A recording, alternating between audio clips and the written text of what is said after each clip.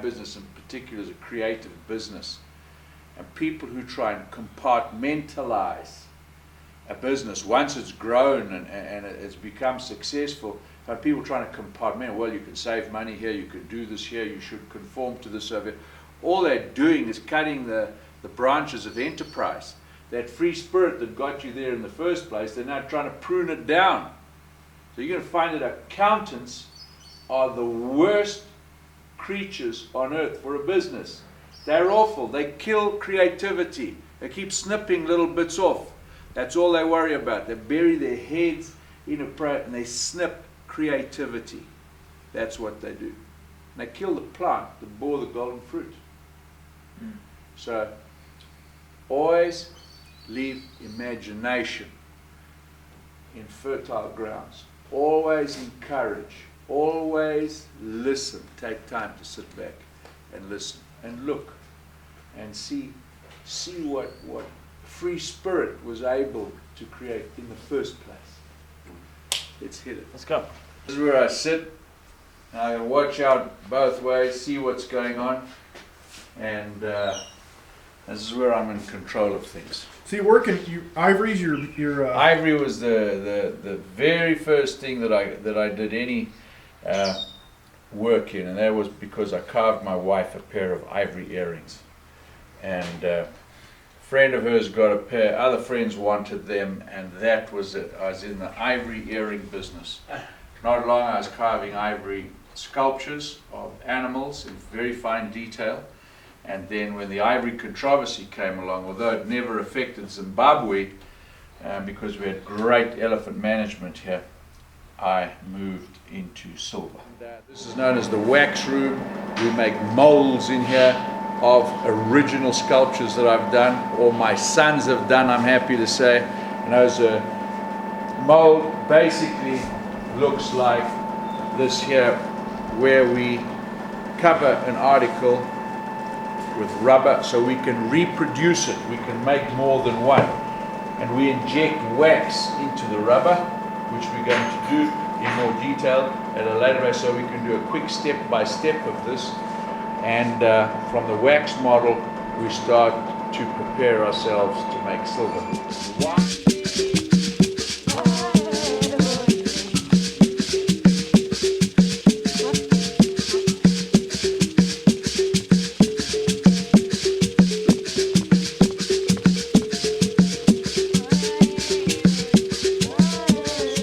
Pour plaster of Paris over. The plaster of Paris sets in a hard blob. We put it in an oven. The temperature heats the plaster, heats the wax. The wax drips out, drip, drip, drip, drip out of the plaster of Paris. Leaves the hollow shape of that baboon in the plaster of Paris. We then melt some silver. We take this plaster mold with a baboon, we turn it upside down. We take our molten silver and we pour it gently through that hole, and it fills up the hollow shape of the baboon in the plaster of Paris. We leave it for 5 minutes. It cools, solidifies. Then we put the plaster in water. Pop, pop, pop, pop, pop, pop, pop. Shocks away, plaster falls away, silver baboon.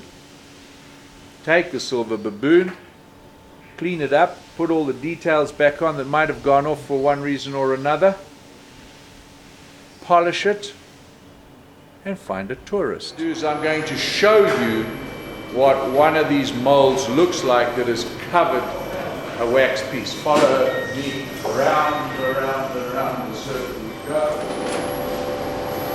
It's going to take the lid off, and you're going to have slow one.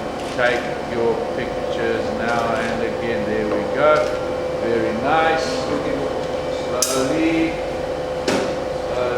First one's back.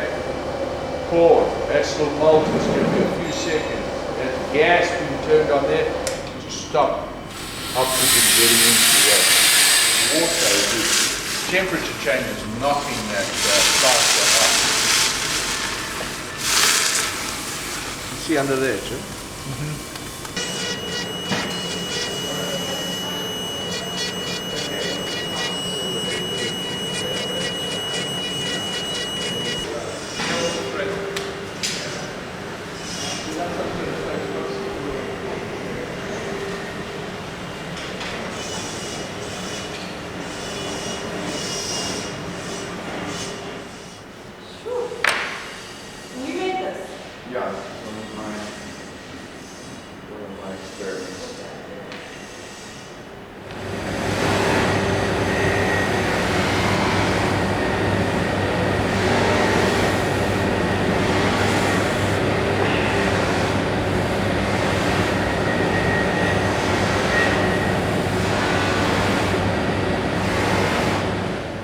all the things where I've hurt myself because I got pissed off over something is so minuscule compared to what they have to go through just to get something done.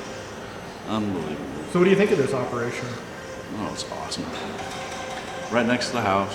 Everybody lives right around here. It's very similar to Red Oxx, isn't it? very much.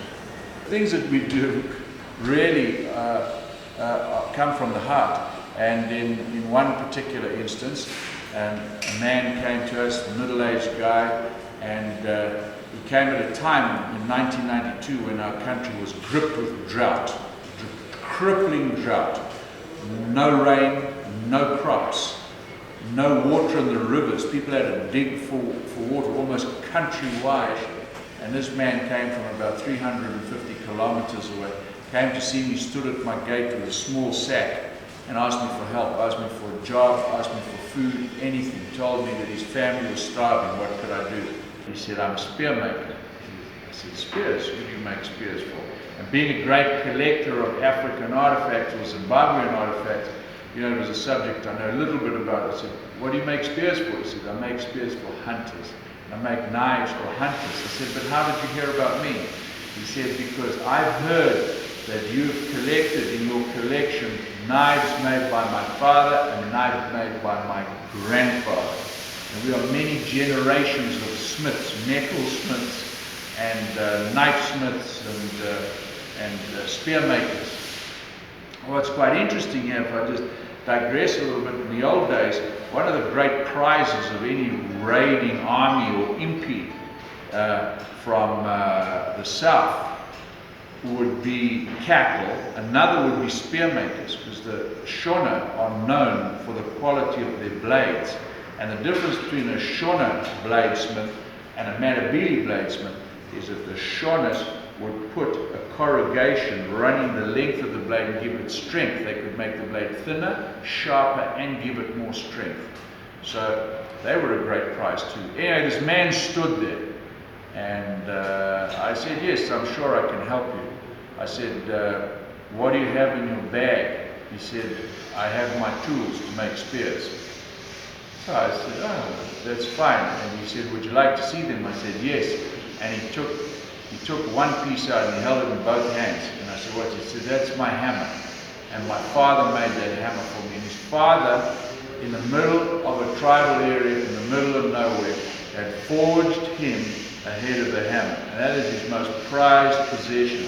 And it's a brilliant piece of metal, and he still has it with him today. He takes it everywhere.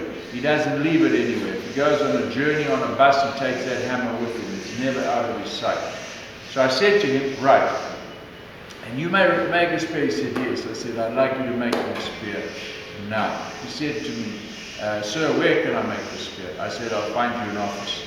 And there's a very big munondo tree outside our main fence. So I went there. I said, under this munondo tree is your office. He said, thank you very much. We had someone feed him up.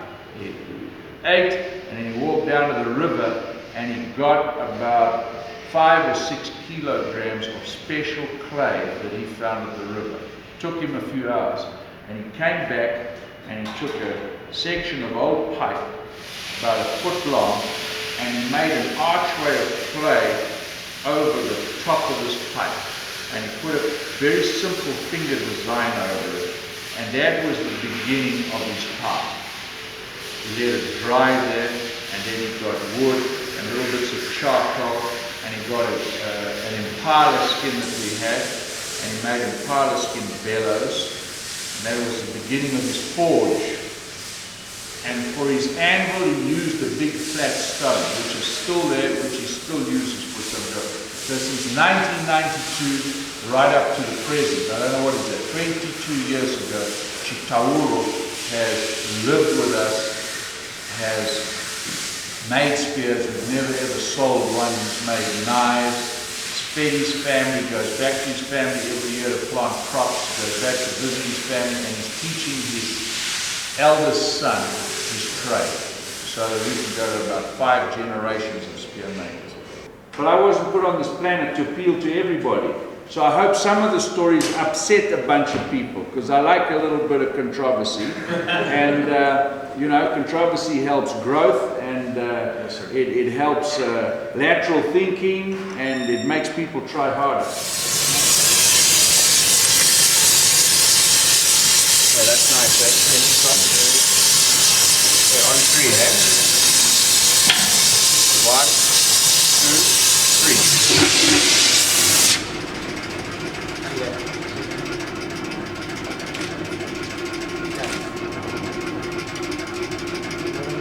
That centrifugal force is what's pushing the silver into the plant. If I do have an ego, it lies in the fact that I don't want to hear somebody criticizing my work, particularly when it comes to anatomy. And that's terrible for me to hear anything like that. So I strive to create things as close to reality as they are. And the more reference I have, the better. The idea might come to my head, but it needs to be backed up with seeing the animal in real life, taking photographs of it, seeing movie footage of it, whether I take it myself or I don't. Also speaking to people about the creature, speaking to the relevant people like game rangers. If I sculpt a buffalo, I'll most likely ask a game ranger friend of mine what he thinks about it. And so I'm very open to criticism. I'm not interested in producing something that's substandard. So I go to the ends of the earth to find out what's wrong with it rather than what's right with it. Okay.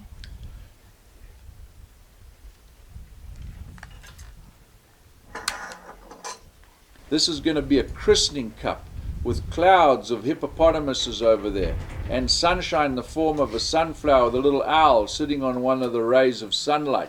It's going to be sat upon a baobab tree on a little base, and under the branches of the baobab tree is going to be a little elephant to signify the new birth. That's the christening cup that we're making here for summer. So everything's got a deep, rich history, and because so much went into the beginning of it, I promise you, a lot's going to go into the middle of it, and a lot's going to go into the end of it. We're just passionate about what we make. Every single little piece, whether it's 10 pieces, 100 pieces, 1,000 pieces, every single one of them gets the attention. Taking the video. Oh, I'm shooting some video and buy later. and buy later. Look at all this. What is that? It's a video. To make a good price. These things. Yeah. Say another buffalo, smaller one. That one.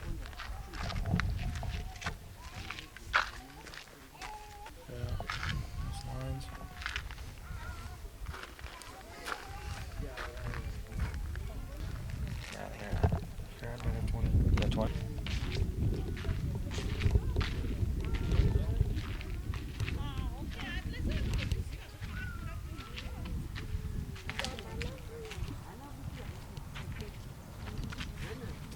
Hello. Hello. How are you? Good. Is that it? Cool.